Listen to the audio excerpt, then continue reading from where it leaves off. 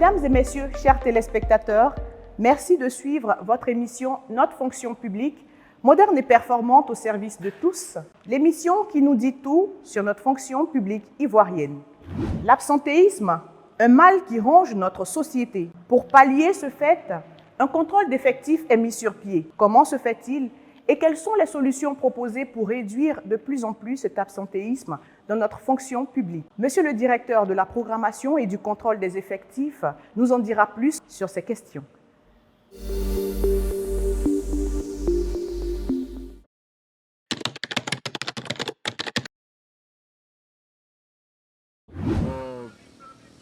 À quoi peut-être dû à peut-être il y a le nombre de parce que le nombre de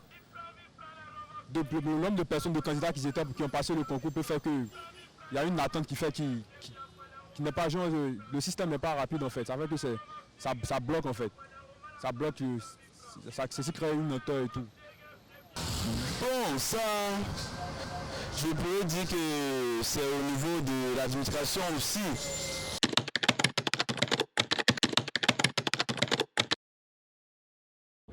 C'est que peut-être cela est dû à dans la fonction publique, il y a une certaine relation qui se crée.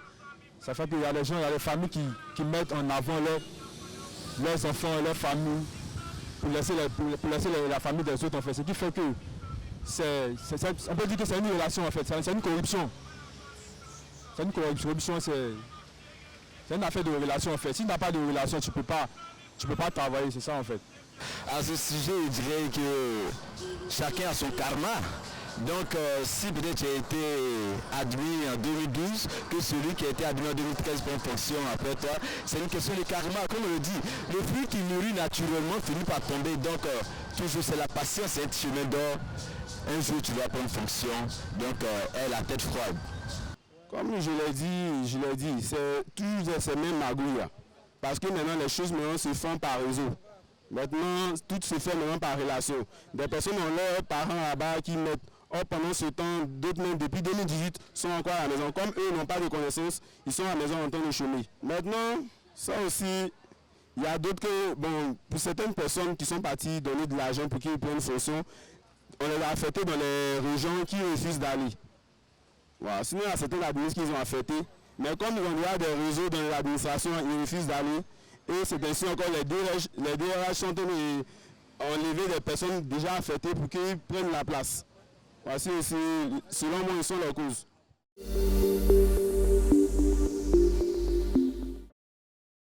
Nous sommes sur notre plateau et nous sommes en compagnie de notre invité du jour. Bonjour, Monsieur Ado Daniel Junior Loa. Bonjour, madame. Directeur de la programmation et du contrôle des effectifs au ministère de la fonction publique. C'est exact. Avec vous, nous parlerons du contrôle des effectifs, justement. Pourquoi contrôler les effectifs? Est-ce que vous suspectez vos agents de ne pas venir au travail? Non, ce n'est pas que nous suspectons nos agents, cela se trouve dans les missions de la direction de la programmation et du contrôle des effectifs, comme d'ailleurs son nom l'indique. Donc nous avons pour mission, entre autres, de procéder au contrôle des personnels des services de l'administration publique et des établissements publics nationaux. Quel est le mécanisme ou les mécanismes mis en place pour un contrôle efficace et efficient des effectifs? D'abord, il faut partir des différents services, dans les différents ministères. Il y a des listes de présence où les agents, donc les fonctionnaires, émargent. Et également, dans le module, dans le SIGFAI, dans le système intégré de gestion des fonctionnaires agents de l'État, il y a également un module à l'intérieur qui dit que vous pouvez pointer, ça lui fait le contrôle de présence de vos effectifs en interne. Donc, il y a d'abord ces mécanismes. Maintenant, quand on vient au niveau même de la fonction publique, donc la DPCE qui pilote le contrôle sur l'ensemble du territoire avec bien évidemment les directions régionales du ministère de la fonction publique, il y a le contrôle de présence inopiné, sans prévenir des équipes de la DPCE arrive dans une structure, dans un ministère, dans un service bien précis et procède au contrôle de présence pour s'assurer de ceux qui sont à leur poste, ceux qui sont dans des positions particulières. Quand on parle de position, ils peuvent être en disponibilité, ils peuvent être en formation. Donc, ils ont une absence qui est justifiée. D'accord. Pour ceux qui n'ont pas d'absence justifiée, alors nous prenons note qu'ils sont absents. D'accord. Donc, voici entre autres mécanismes dont on fait également le contrôle, comme cela se fait en ce moment, le contrôle de présence électronique. Mais ça, c'est à un moment bien donné et une campagne d'information est d'abord faite avant de procéder à ce contrôle. Vous avez parlé du SICFAE tout à l'heure. On va parler maintenant des zones, des hameaux reculés, où le chef de service doit pointer via SICFAE pour son agent. Mais on a un problème de connexion dans ces hameaux et dans ces villages. En ce moment-là, comment ça se passe? C'est vrai, comme vous le dites, mais chaque fois qu'une difficulté se présente, toutes les structures à l'intérieur saisissent ici en centrale. Donc, ceux qui sont connectés sur le SICFAE, c'est parce que déjà, ils ont la connexion Internet. Mais lorsque le problème de connexion se pose, c'est des questions qui sont communiquées ici en centrale et la direction des systèmes de l'information, dont la DSI, s'en charge. On va parler des sanctions. Quelles sont les sanctions encourues par l'agent si on constate son absence notoire à son poste?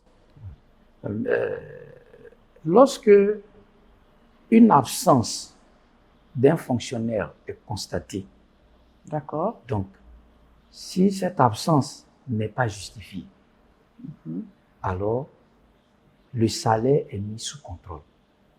Qu'est-ce que veut dire salaire mis sous contrôle?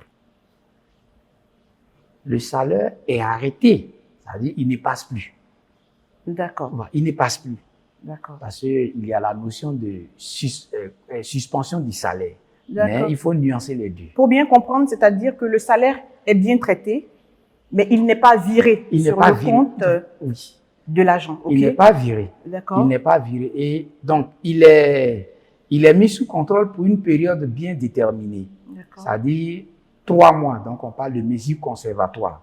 On donne un délai pour que le fonctionnaire qui constate que son salaire n'est plus viré, de venir justifier son absence. Parce qu'il va forcément réagir. Bien sûr. Et son revenu ne passe plus. C'est ça. En fait, si vraiment il est vivant, sur le territoire, voilà, et qu'il est vivant, il oui, saura que son salaire ne passe plus. En ce moment, il va forcément mener une action. Et c'est lorsqu'il va venir se plaindre que son salaire ne passe plus, alors on va dire, bon, voici les raisons pour lesquelles vos salaires ont été mis sous contrôle. Il faut que vous justifiez ce temps d'absence. Alors, la deuxième sanction, donc, c'est toujours sur le salaire que nous jouons, mais après 3 mois, il passe dans une autre zone. C'est-à-dire que le salaire ne passe toujours pas, mais cette fois-ci, il est considéré suspendu. Et quand il est suspendu, là, il faut que sa situation soit analysée par le conseil de discipline. Là, en ce moment, c'est comme s'il passait devant un tribunal pour pouvoir pour justifier son absence. D'accord. Monsieur le directeur, petit cas pratique, je suis un agent, j'ai été pointé absent à plusieurs reprises par mon chef de service via le logiciel SICFAE. Je reviens pour dire que je suis là, je suis bel et bien là. Comment est-ce que je rentre maintenant dans mes droits? Comment entrer dans mes droits à ce moment-là? Non, bon, parce que être pointé absent régulièrement, c'est un peu trop dit. Dès l'instant où le chef de service constate une absence, lorsqu'il constate une absence qui est injustifiée et surtout déjà sur 3 jours, il faut automatiquement saisir la fonction publique. C'est bien cela. Il faut faire un rapport. C'est immédiat. Faire un rapport à la fonction publique et la fonction publique va saisir le ministère du budget, du portefeuille de l'État, donc via la direction générale du budget, donc précisément la direction de la solde, pour demander à ce que ce salaire soit mis sous contrôle. Est-ce que vous avez fait déjà face à ce genre de cas où le fonctionnaire a déjà été pointé absent, son salaire a été mis sous contrôle et il vient après pour faire une réclamation, pour dire qu'il était présent? En ce moment-là, comment ça se passe? Oui, bien sûr, il y a des réclamations qui se font. D'accord. Nos services sont ouverts ici à la fonction publique et nous réceptionnons des réclamations. Et en ce moment, lorsque ces réclamations sont fondées, quand c'est fondé, nous procédons à une régularisation du salaire du fonctionnaire. Okay. Et même, il est payé, on lui reverse son salaire pour le temps qu'il n'avait pas perçu. Donc, il y a une régularisation de sa situation administrative et financière qui s'est faite. Il existe un catalogue de mesures nouvelles. De quoi s'agit-il exactement? D'accord. C'est vrai, le catalogue des mesures nouvelles, qui est un document annexé à la loi des finances. Ce document retrace les différents besoins exprimés par les ministères en ressources humaines. D'accord. Donc, ce document est élaboré au cours de la conférence de programmation des effectifs. Alors, si nous prenons une année bien donnée, si nous faisons la conférence de programmation des effectifs pour l'année 2022, c'est au cours de cette conférence que le catalogue des mesures nouvelles pour l'année 2023 sera arrêté. D'accord. Donc, il aura en son sein les besoins pour l'année 2023, pour l'année, parce qu'il faut étaler ces besoins, c'est ce que nous demandons aux différentes structures, pour l'année 2023, pour l'année 2024 et pour l'année 2025. Donc, ça se fait, c'est une prévision de façon triennale sur 3 ans. En fait, il faut pouvoir aligner cette programmation sur une autre programmation qu'on appelle la programmation pluriannuelle des dépenses. Parce que c'est pourquoi on parle de postes budgétaires. Donc, il faut aligner cela sur le budget que l'État va voter d'année en année. Mais il est prévisionnel sur 3 années. C'est des ajustements qui vont se faire à chaque période avant le vote au Parlement. Donc, voici un peu comment est-ce que cela se fait. Mais, pour dire que le catalogue des mesures nouvelles, j'insiste là-dessus, parce que les besoins qui sont exprimés par les différents ministères, vous voyez que ça va se faire en une année bien donnée et en général, c'est dans le premier trimestre de l'année en cours. Donc, si nous sommes en 2023, donc je dis l'année N pour 2023. Bien sûr. Et c'est dans le premier trimestre en général, au plus tard fin février, sinon en mars, cette conférence est faite.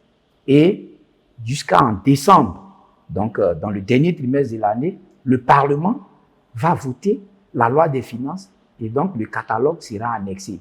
En ce moment, il va être exécuté, ce catalogue va être exécuté, c'est-à-dire en termes d'organisation de concours administratifs, ça va se faire au cours de l'année suivante. C'est-à-dire, pour une conférence de programmation de 2023, vous allez avoir le catalogue des mesures nouvelles pour l'année 2024.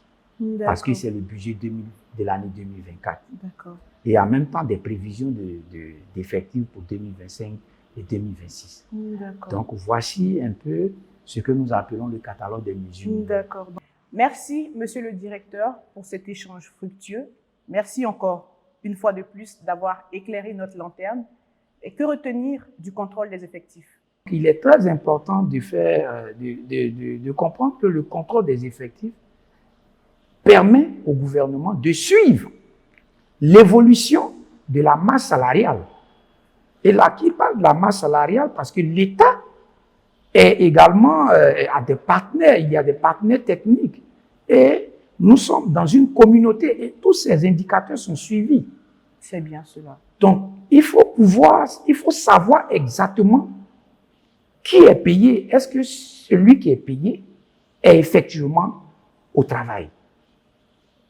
Parce qu'il ne faut pas payer quelqu'un, il ne faut pas payer des gens à ne rien faire. Bien sûr.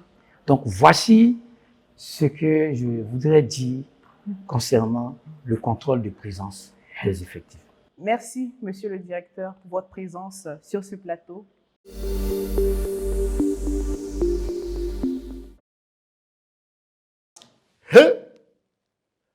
Les amis, on renvoie maintenant à la fonction publique, hein, tous ceux qui ne partent pas au travail, là, on les renvoie.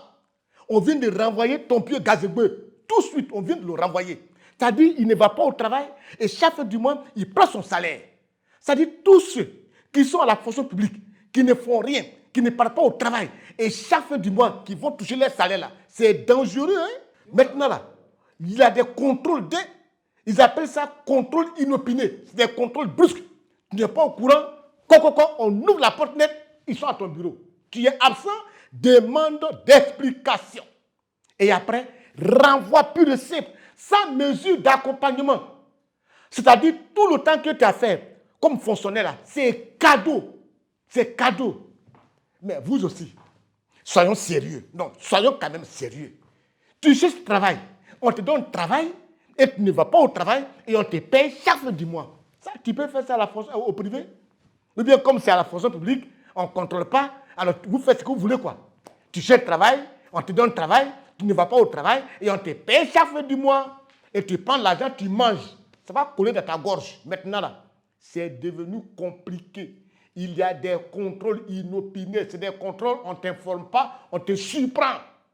Et voilà, toi, renvoyé cadeau, sans mesure d'accompagnement. Tu t'en boissant comme ça chez toi au village. Méfiez-vous, hein? Les temps ont changé. Moi-même qui vous parle là, je m'en vais au travail parce qu'il est déjà 7h30, il faut que je sois là-bas à 8h. Je m'en vais.